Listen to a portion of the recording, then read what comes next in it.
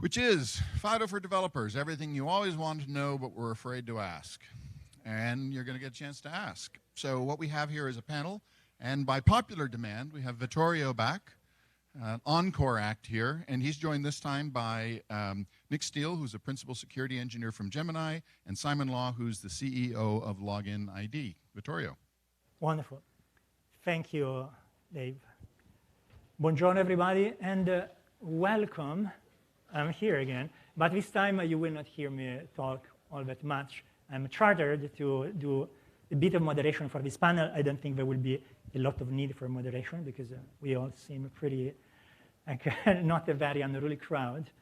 But just for giving you a bit of background, which I didn't give earlier, I've been working in the identity space for many, many years, maybe a couple of decades.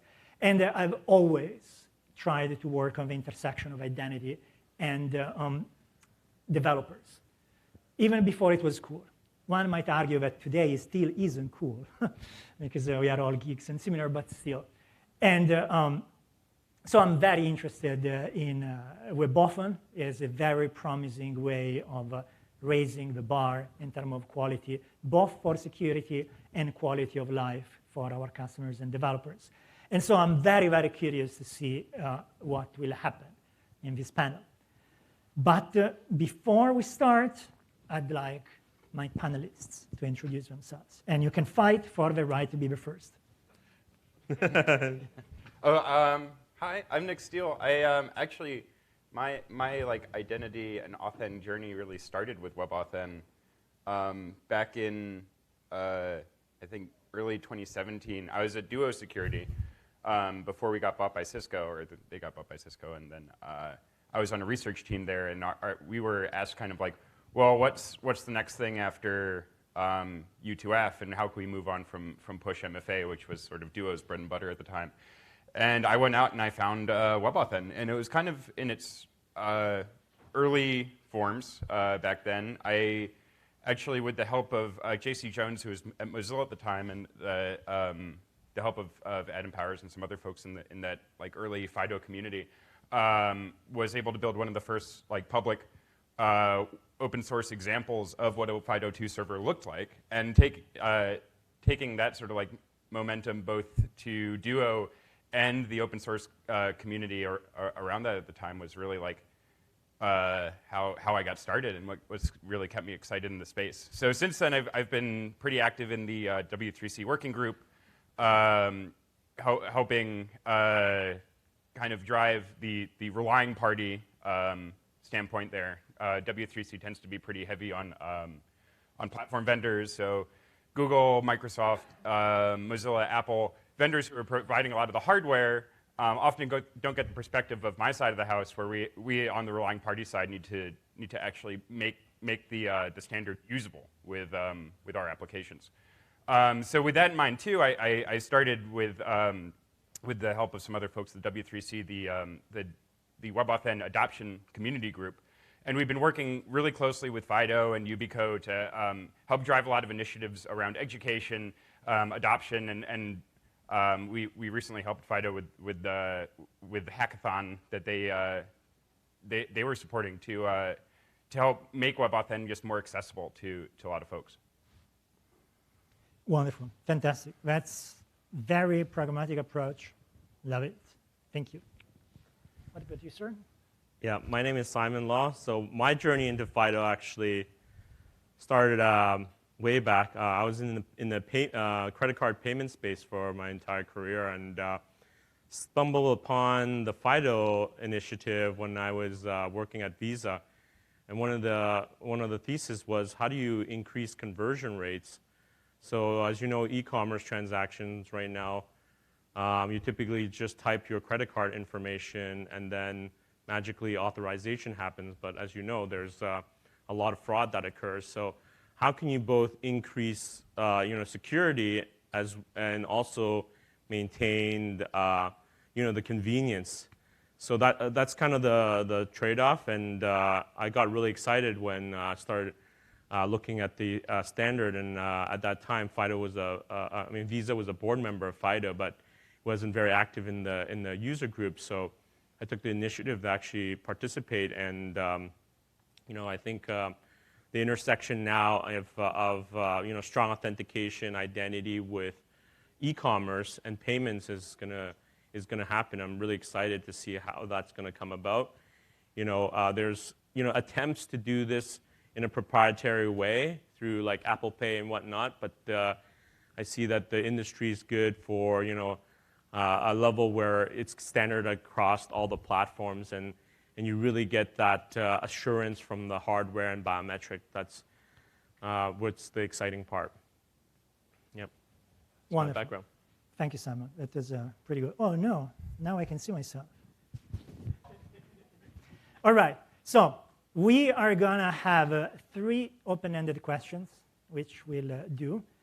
In the meanwhile, think about your questions, because if you don't, then we're going to have a very awkward silence, or we're going to break early. So trade-offs, trade-offs.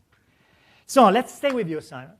And I'd like to hear your most open and expansive answer about what is the biggest WebAuthn adoption blocker among developers today? Yeah. So as you know, developers. There's basically 2 models when you go out. Obviously, with developers, you have a model where you still need to convince individual applications to go out and make the changes. I think what will be kind of where you get a factor of multiplication is if you were able to layer FIDO on top of an existing standard. So that a good example is OpenID connect with OAuth tokens. And so you have an existing standard that developers are very comfortable doing, and then you layer a technology like FIDO WebAuthn on top of it, and you get that simple developer experience. And in addition to that, I think there may be opportunities where there are cases where there are platforms where they already host, like for example, Login, like a company like yourself, Auth0, that may be able to activate it for a large segment of existing clients. So I think that's where you get that huge multiplication factor, so that you don't need to have individual websites and whatnot to reinvent the wheel. All they have to do is turn it on, and you get a great distribution channel. So I think figuring that part out will really accelerate the adoption of FIDO WebAuthn in the space. Yeah. I'm sort of very grateful that you said it, because if I would have said it, I would have been selling your stuff and no longer welcome at the conference. Instead, you said it, so I can say, well, +1, I agree with that, of course. Yeah. If you get, like the demo that you have just seen in my session was exactly that. As in, the app was using OpenID Connect to talk to Auth0, and OpenID doesn't really tell you how to do authentication. It just says, now it's the time to do authentication. Do whatever you feel is necessary to authenticate the user. And if you deem necessary to use WebAuthn, that's what you do. But your relying party doesn't change. In fact, you have seen that I didn't stop the application. It was still running in my debugger, and I just changed the settings on the service side. So fantastic. I personally am biased, but I love your answer. Nick, let me read the question again for you. What do you think the biggest WebAuthn adoption blocker is among developers today? Well, on the development side, I think one of the biggest blockers still remains that there's a lot of terminology that that can trip people up and that can sort of confuse developers that are coming in with basic or even zero knowledge about what WebAuthn or what the FIDO2 framework even looks like. So when you have words like WebAuthn, and WebAuthn is part of FIDO2, and FIDO2 has CTAP, and CTAP2 is an addition to CTAP1, but CTAP1 is also U2F. It all turns into a very tangled web pretty quickly. So providing education and materials, basically, I mean, honestly, just like showing diagrams and being like, this is how it all kind of evens out is really something that folks need to get started on the development side. This is something that kind of causes issues too when you're time boxed to say, like, I have a sprint in order to implement WebAuthn on my platform, and I need to go out and spend more time learning about XYZ. I mean, a lot of organizations now that I talk with really have the luxury to go out and have a build or a buy versus build opportunity with WebAuthn. So they have companies like Auth0 and LoginID that can provide WebAuthn as a service, which is great. Back when I was developing it, even 3 years ago, there really wasn't a lot in the space or a lot of vendors that we could look to provide that. So that's really exciting. On the development side, I think it's gotten easier with open source libraries. There's a lot of really good tooling, some of which I've written myself. But the libraries that are out there are becoming pretty robust, and they actually have unit tests, and they're like pretty much plug and play, server applications for running WebAuthn, and that's been great. But when it comes down to if I as a developer need to come in and make I have like potentially organization-specific attributes I need in my WebAuthn request. Well, that requires a little more knowledge than me just plugging and playing these applications. That I now need to know about, like, well, maybe I need to use the metadata system, all right? And then that leads me down to what is FIDO MDS. And so having access to like easy answers and how you can explain this to the rest of your organization, the rest of your engineering and dev team, how to explain this to the executive board, like this is all stuff that I think is still a little rough for adoption. So I have a follow-up question for both of you. Yep. So let's see if you vote the same way, or if we get a definitive position. Do you believe that the complexity that you just described is intrinsic in the problem, and so the solution is better tools, better explanations, better adoptions? Or do you believe that technology might still be a bit rough on the edges, and in order to get the job done, it's just a function of how the technology works today, but we could design some things so that people don't need to understand all of this stuff. They can understand something at a higher level and still get the job done. Yeah, I'd say the majority of developers can come into the WebAuthn and FIDO2 space now and find a solution, and they don't need to know a lot of the details in there. That other minority of engineers and mostly folks in the finance space, folks in the identity space, folks in NGOs and other government organizations do need to have a little more insight into it. And those are the folks who really need to help provide documentation, testing tools, a more robust conformance suite, and help support them, because they're going to be the folks that are going to basically build FIDO2 and WebAuthn to last. If the government only really looks at their internal systems every 20 or 30 years, we need to be able to help meet them at that next inflection point when they decide, are we going to stick with WebAuthn, are we going to stick with the FIDO2 framework, or are we going to move to something else? So basically your answer is it depends. It depends. Thank you, Nick. Sorry. Thank you. Simon. Actually, I think there's a lot of improvement there that needs to happen. So when we're engaging with clients, I think the last point is that there's still, like you say at the beginning, Nick, there was a jumbling of the terminologies, but I think the final piece, which is really important, is the attestation. And I still think that people in the industry still think that, hey, that's not needed, but that's actually the crux of what you want to do at FIDO. And so that's a missing. I think we need, in terms of standards, and the technology needs to increase so that it is for our average developer a plug and play, but at this point in time it's not. And so the misnomer in the industry is like all you have to do is do a WebAuthn and that's good enough, but really you need the attestation, the MDS server and all that, and that's really confusing right now. So right now there's that needs to be that step, and I think once we solve that problem, then it would be developers can be able to adopt it and get that level of assurance that really what the FIDO originally intended for. Yep. Wonderful. Fantastic. And I'm not going to give you my opinion because you don't care. So imagine that we are successful. Successful, which means WebAuthn become completely mainstream, maybe the main way in which people do authentication on the web. Sorry, let me cover myself. Christina is taking pictures of me. What would the world look like? Like, say, 5 years from now, which is a long time, so things can change significantly. What will the world look like? Can you think of like practices that happen today that will disappear? things that we are not doing today that will start happening. What's your vision of 5 years into the future? Yeah, it's a very good question. I'm gonna take something that my coworker Bill Leddy said that I'm very aligned with, is that I think the problem will be shifting to identity instead of authentication.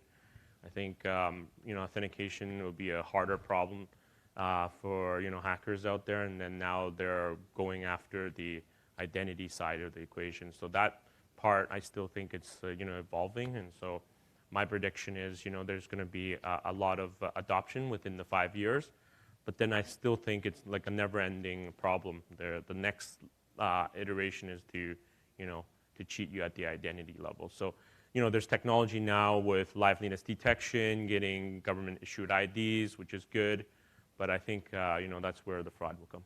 Question? Okay. He has a question.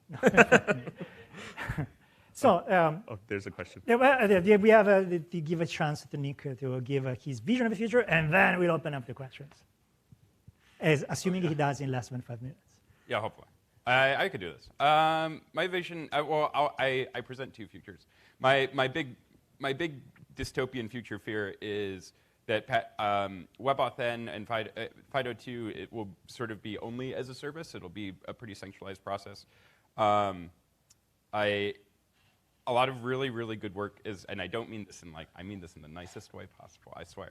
But there's a lot of really good work being done at Microsoft, Apple, Mozilla, Google to basically provide really elegant solutions towards issues like account recovery and issues like federated passwords and cloud-based credentials that can be used across devices without enrolling tons of devices at the same time. But this still adds a layer of centralization that really could